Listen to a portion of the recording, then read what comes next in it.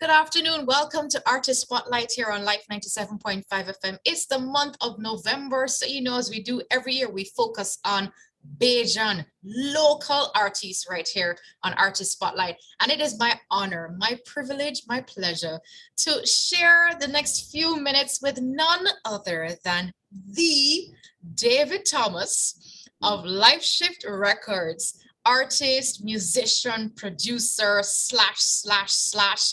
David, good afternoon to you. Good afternoon, Krista J. How are you? I'm doing well. How have you been? I've been good, surviving in this crazy time, but all is good.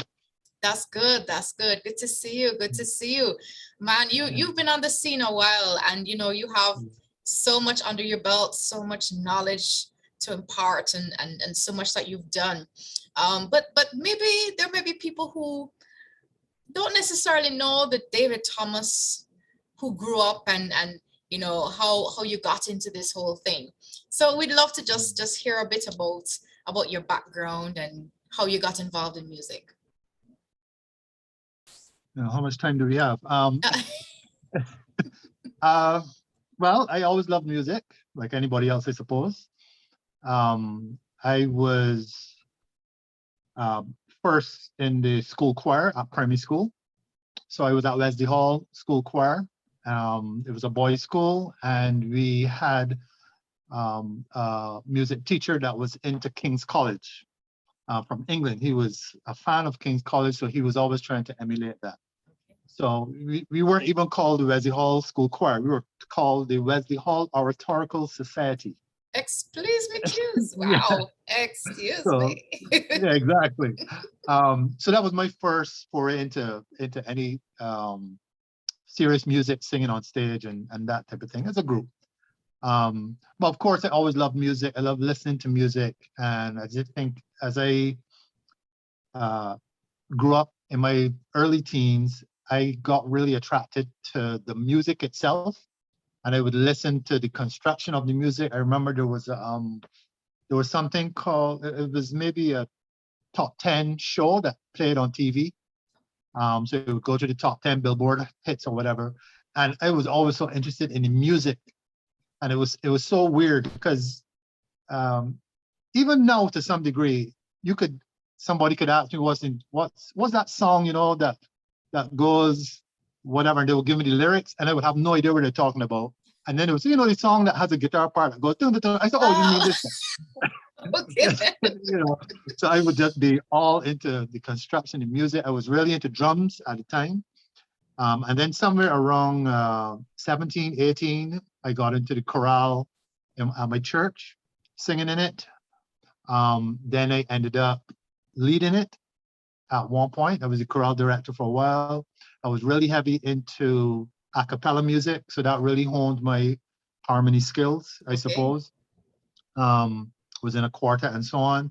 And then while in that chorale, I really had a yearning for original stuff. And I started with the chorale. I said, hey, look, I think we can do our own stuff. And everybody was like, I don't know about that. So I said, no, let's start small. I'd never written anything before.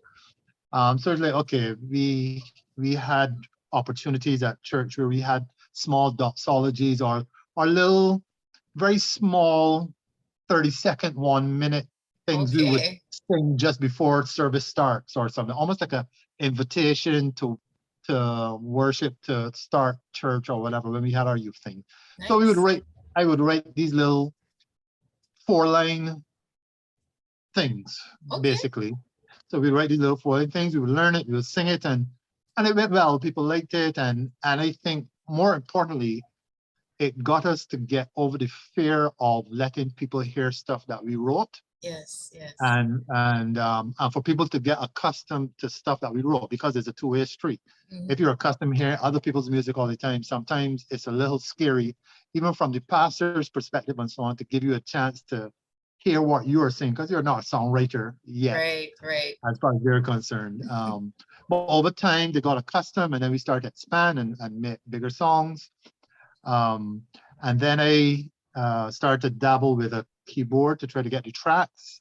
At the time, I was good friends, still am, good friends with Sean Jackson, a very popular pianist and so on, and he would play the tracks for us, Okay. generally speaking. But of course, he went away to study and he wasn't available. So I said, well, there got to be a way to get these tracks so we could play something. I can play any Right. instrument.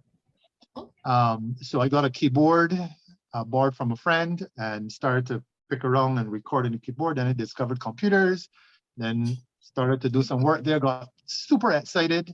I was in my 20s now, and then I started to write some stuff for myself. Let me write some songs, do an album maybe.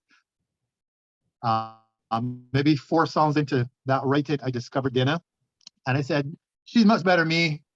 I'll give her the songs I was writing, and we'll write 8 more, and we'll put together an album. wow. That's And great.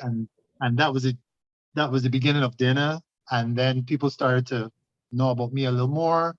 I did Dana. It was only just for me that I was working. I put together this whole studio thing for me and Dana. But then people started asking me to do stuff for them. Right. And I was like, what are you asking me to do stuff? I'm no good. It's like, no, you could do stuff better than me, so help me out. And then it started from there. I went, and I guess the rest is history. Did work for Wow. other people, and continue to hone the craft as best as I can. Always learning, still trying to be That's better. amazing. That's amazing. That's amazing. Yeah, okay. Well, I didn't know some of that. So that's good. That's good information. You know, it's good Yeah. then to see. So what then, you know, would you say to people who are saying, man, I don't have this, I don't have that, and I want to get it done? What, you know, what's your encouragement? And I say that nicely to them. No, there's no excuse. There really is no excuse. Sometimes I come across producers, young guys who call themselves producers, and the first question I ask them usually is, that's awesome. Let me hear something you've done. I say, oh no, I'm waiting to get this certain computer, this certain mic, this certain guitar. I was like, no, you just it's like a singer. When you're a singer, you want to sing. Yes. You don't need the correct parameters and environment and equipment. You just want to sing.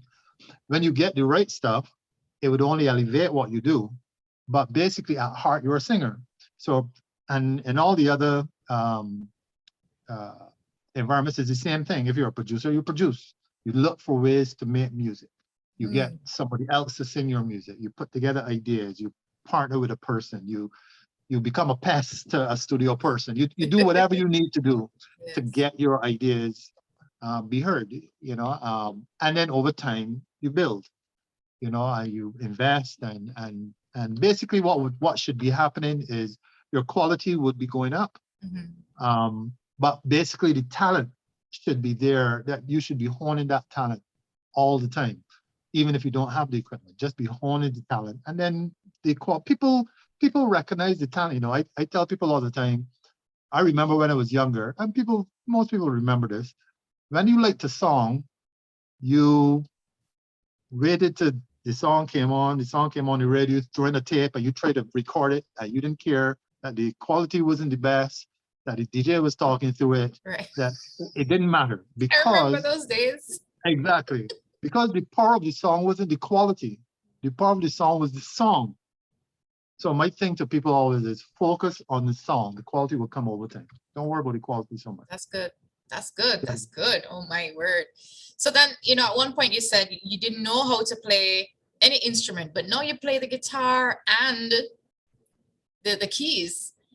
I would say you're ish. I would say you seem to be like at one with the guitar. How did that love for the guitar develop? Well, I tell people all the time, I'm not really a guitarist at heart. The guitar was a means to an end. So I think I always wanted to get my songwriting ideas out there. And then I determined somewhere along the line, in my mid-20s or something like that the guitar may be the best way for me to express my songwriting that I was doing. That coupled with when I first started producing, I had nothing. I didn't know to play the instrument, as I mentioned. And I used to put in all my notes in the computer with a mouse. note by note, and I build my whole songs with that. It's What? terribly painful. It was ridiculous. But when I started to do my songs, friends of mine, Carol Angel was one in Mhm. particular, because we were friends for a long time. She was saying, a lot of my songs have a very guitar-y feel, even though there's no guitar because they don't know to play guitar. She would say, you have a very guitar-y feel to your music. Maybe you should learn guitar. And I was like, maybe you're right. Maybe I should learn to play guitar. And I remember very clearly, I had a friend at church that played, younger than me, but he played guitar. And we were at a retreat. And he brought his guitar, of course. And I always had some ideas. But I asked him, listen, could you teach me a couple chords on guitar? I want to start to learn this stuff. I said, sure, no problem. And he taught me G, C, D. It's like, awesome. That was like a Sunday morning at the retreat. It was a weekend retreat, Kadooment Right. weekend or something like that. Sunday night, I wrote a song and we sang it at a talent night. Are you serious? The same night? Yeah. The same night. Yeah. I wrote a song and I sang it. I was like, That's great. okay, this is pretty cool because music is less complicated than people think. It's once you can get the writing work and really be able to get your message across. It could be very simple. It could be a 1-chord or 2-chord song, and you could be as impactful as a jazz duo going all over the world. Right. Something more effective. So I signed it and I fell in love after that. That was a Kadooment that year. Kadooment weekend. I think I bought myself a cheapo acoustic guitar for Christmas that year. Oh, that's great. That's great. Yeah. That's Yeah, great. I started to do some lessons at church. There was an older guy now who had some lessons, basic lessons, and I started with him. Good stuff with Tyrone. Thank you so much for that. That's good. And so he gave me some basic idea of chords and so on. And then the major jump for me was I started to write a little more with the guitar then. Knew a couple basic chords, but I remember watching a video with Avril Lavigne and singing in a radio station with her guitar. So it was just her and the guitar. And they played Skater Boy or some song they sang. I don't remember what it sang. But the guitarist blew me away. He was just so awesome. And he was making the guitar do things that I didn't realize the guitar could do. So he was percussive. He was muting. He was using his palm. He was doing harmonics, all sorts of stuff. And all he was doing was jingle, jingle, jingle at the time. So when I saw that, I was like, you can do all this stuff, So then I started to try to do more and be more percussive and more expressive. And I think that actually influenced my style a whole lot. I remember that super clear in my head. It was almost depressing. It was like, when I saw it, was like, this is what I was doing, and this guy is doing it. It was like, exactly. So it's almost a make or break situation, This could make me give up, or I could try to step up. So I started with it, step up, and then I continued. So guitar was really a means to write my songs. And then over time in the studio, I needed to have a little more keyboard skills. So I started learning the keyboard a little bit. That's good. That's good. I learned the drums a little bit. I could play drums a bit. And I ended up playing bass a bit and the electric guitar. But there were means to an end. Right. So I never tell people I'm a guitarist or a keyboardist or anything like that. When I need somebody with skills, I hire out for people. Well, so it's important then, because you've been collaborating, working together with people. Is that a big thing for you? Is that something that you preach, saying, you know what, it's important to work with people so that you get people with different strengths who will help to build up, your weaknesses? Is that important to you?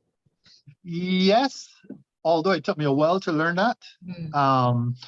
I can be very insular in the way I think. I have a tendency to lock myself away in a room and work on my little project and then release it at the end. Right. So like Dana's track was myself and Dana in a room writing and producing and then putting it out. So when we came out, people were like, who are these people? I never heard of them. You know, how it is that they have music that actually sounds decent. What studio are they working out of? What's all of this? And we were in a bedroom putting together stuff. I could Right. barely play guitar. It wasn't anything fancy going on there. But after that project, I worked with some other bands doing their own stuff and meeting more people, because at the time, as I said, I was a little more insular. I didn't know a lot of people. I didn't know a lot of bands. I didn't know a lot of musicians. But as I got to know them, me and Dana going around the place, singing at concerts and stuff like that, connecting with people, I started to appreciate the difference people bring. And I started to use them a lot more. So I started to work a lot more with Melvin Alec on drum. So Melvin played a lot more stuff for us, because I had no live drums on the first album. It was all me programming. But I appreciated what Right. Melvin brought, what a live drummer did. My friend Julian played Carol's husband, played keys a lot on stuff. I had a friend Elroy, he played keys as well.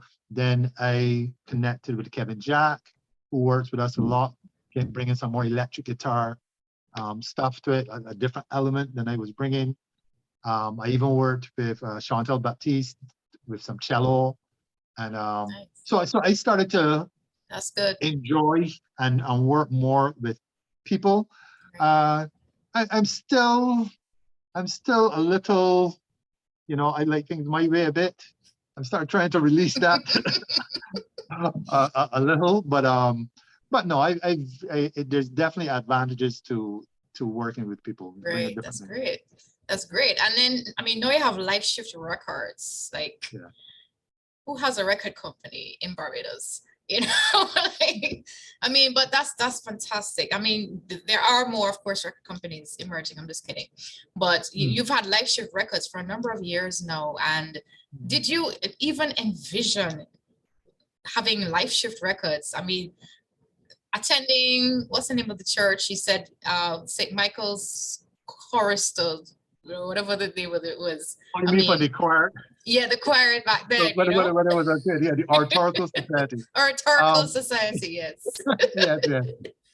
No, that would, I mean, even being in music, period, as much as I am now, is still a surprise. I like to sing, yes, but to do it as much as I do it now, even to friends that I haven't seen for a while, when they see stuff that I'm doing now, they're like, it's just so, well, a friend told me once, he is surprised of me being in music and yet not surprised.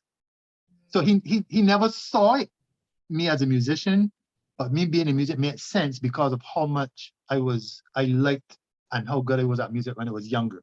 Right. So he gets it, but it's like, he just thought it was thing. I never thought, no way, no, not I would be into music like this. And you've worked with so many artists, myself included. And you've seen people grow, you've grown with them.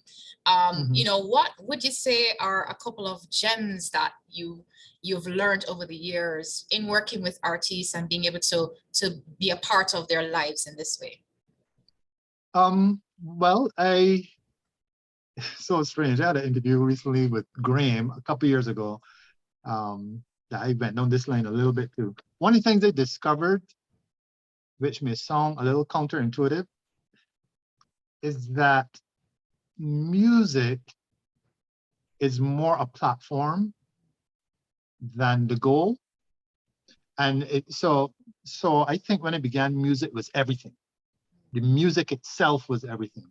But in working with artists and writing songs together and working with you, working with Sierra, working with a lot of the artists out there, even Fighting Traffic, my band, and the other guys that I work with and stuff, especially writing, songwriting, there's a deeper and bigger mission to what we're doing, which surpasses music itself. Music is just a mechanism, basically. But I think some of the talks, discussions that we've had in writing and so on, some of the stuff I've had with Sierra, we spent a lot of time working on her album. And her album primarily was totally written in the studio. So she would come and we would sit down with zero in her head Wow. and we would have a conversation. And she would talk about work. She's a social worker. So Yes. sometimes she had some very heart-wrenching things. I will tell you that I interviewed Sarah, and Mhm. if I didn't remember anything else from the interview, I remember her talking about having a rough day at work, dealing with a particular situation, Yeah. and saying that she went straight to the studio right after, and out of it came, was it Butterfly? I think it was. One of those, yeah. It was one of the, yeah, and you know, to just hear her say that. I remember her saying that, you know, you asked her how was work today, what happened, you know, and Yeah. out of that came a whole song that has been ministering Yeah. to people in around the world. Exactly. Because Right. I really think there's so much power in the human experience that once we can hone that experience and then put it in a way where you personalize it, but also make it larger so that everybody could connect to it Yes, in yes. some way. It's sort of a dual thing that you do. And then from our perspective as Christian artists, to be able to insert some sort of hope in that, I think is a real powerful thing. And then it's real because people can connect with that. You know, it's I've had some non-Christian friends really like some music that people do or whatever, but sometimes they feel they're not connected to some of, for example, the straight up worship stuff that is perhaps more oriented to church Yes, and yes. Christians and so on. They feel sometimes there's a disconnect. You know, this isn't me. I don't have that perfection. I'm still struggling. I'm still working out things. I don't understand that. I don't feel that. Right, So therefore, right, I'm really not going to listen to that. right. So then when you can come from outside of that and say, listen, I understand your pain. You know, I have been there. You know, we've gone through issues. We struggle, you know, the same way, you know, but God has been able to bring me through. Or perhaps I'm not through yet. We're still going through, you know, but we will still hold on to God. So that sort of encouragement, I think, is important to hear that realness. This is the sort of music I actually prefer. One of the complaints we had in my early songs, I remember we had a review where the guy said that we didn't say the word Jesus enough, you know, and my thing was, well, was it ambiguous somehow that that's who we were talking about or what our focus was? No, it wasn't ambiguous, but he just thought the words should be there more. I said, well, the point is not necessarily the word. The point was to try to speak to people where they were at, you know, and without hitting them over the head. And there are times and places for certain things and for certain music. And that music opened up so many doors to us. There's always a fear, I think, among some Christians when we do some of our music that for somehow people wouldn't realize that we're Christians really, and that they will automatically, you know, have us on a club floor with strippers or something. Like, it will totally go off. Like, don't laugh. Seriously, we've had people. Really? Like literally? Yes, we've had people answer somebody saying like really concerned. You know, it's like, no. And every chance we had in both secular media and not, we had interviews overseas and Canada and different things. We were extremely clear what we were about. And they knew what we were about. They understood what we were about. You know, and they were like, you know, it's so good to hear this stuff that is so inspiring and really can touch people where they are. Wow, that would otherwise not hear this stuff. You know, they would otherwise not hear the music. They may turn off automatically. Right. You know, Wow. I remember, yeah, I remember that happened at we had a conga line. There was a conga line festival back in the day. Okay. Used to be on Dover playing field or something like that. So it was a week of concerts. Every day you had a different night, soca night, gospel night, whatever. And it was a particular night that was an open night. So you had various genres on that night, new artists or something. And we sang. And I remember when we were announced as, you know, gospel, you know, give thanks and praise, gospel artist, Dana, blah, blah, blah, cool. We sang 2 songs. When we came off and we were leaving or going to the car or whatever, people in the crowd stopped us, like constantly stopped us to say how blown away they were. And even the sound guy said, because we had Linton was there. So Linton took over sound. Ryan Linton took over sound for us at that for just for our song. Mhm. The old song guy that was there turned to go to the bathroom when we were announced because he wasn't interested. And when we started, he turned back and he stood for the whole thing. And he actually asked, these guys are Christian artists? He's like, yes, but they actually sound good. And I Oh think it's like, my. well, that's embarrassing, first of all. What? Thank you, but is that the impression you have of Christian music? Yeah. It's like, well, Wow. once you were announced, a whole host of people were looking to leave and go to the bathroom and go and get drinks and hot dogs and stuff like that. But they all turned back and they all appreciated what we were doing. They were really excited and so on. So there is room for good music Right. in the good Christian music. That doesn't have to be overt. Nothing wrong with being overt. There's a place for everything. You know, Right. and Life Shift is a worship label. Yes. So Yes. our music is all worship, all vertically oriented stuff, which is extremely Yes. important. But there's Yes. also a place for, just regular life Of course. situations. Of course. Wow, David, I feel like we can learn so much more from you. Like people would want to like sit at your feet and hear what you have to say kind of thing. So if anybody wants to connect with you, how can they do that? Oh, well, you can, my email, dt1music@gmail.com. You can email anytime. I have a YouTube channel, DT1 Music, again, YouTube channel and Facebook and IG. I think on IG, I'm DT1 Man. And no, I'm DT1, sorry, DT1CE on IG. Yeah, and feel free message, people message me, ask for advice and stuff, and I willingly give, much to the chagrin of some other studio colleagues who say I give away too much secrets. But Over there. but my thing is, I'm not here to hold secrets. So I would like everybody to do well. That's good. So That's good. That's good. I try to spread the wealth, if you will. Well, thank you so much, David Thomas, Life Shift Records, and of course your website. Oh yes, www.lifeshiftrecords.com. Yes, Yeah, great. just go there and Thank see all the you. music. Yes, that's right. That's right. Thank you so much for sharing with us, David. God bless you and everything you're doing. We wish you all is best. Thank you so much for having me. It was great.